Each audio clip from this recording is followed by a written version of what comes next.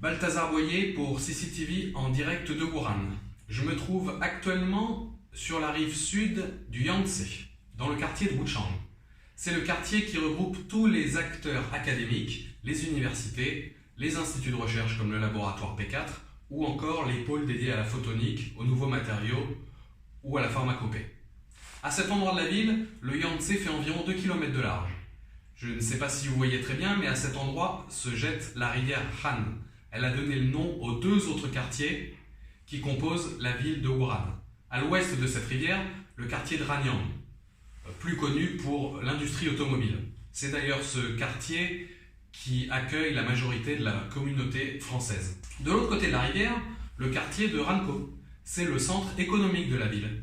Il accueille, entre autres, les services français. L'épicentre de cette épidémie s'est déclaré dans le marché Hualan, situé dans le quartier de Ranko.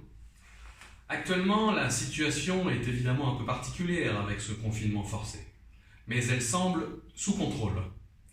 Après avoir été débordés pendant 24 à 48 heures, les hôpitaux sont à nouveau approvisionnés en consommables et les aides et soutiens affluent de tout le pays.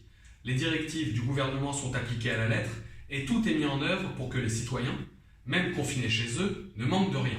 Les supermarchés et les épiceries sont ouverts et approvisionnés, tout comme les pharmacies. Pour contrôler la propagation du virus, les déplacements en voiture sont interdits.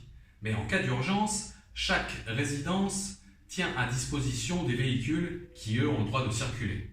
La population est calme et confiante. Et pour toutes ces raisons, j'ai décidé de rester à Wuhan, convaincu que d'ici quelques semaines, ce virus serait de l'histoire ancienne. Je vous souhaite à tous une excellente année du rat.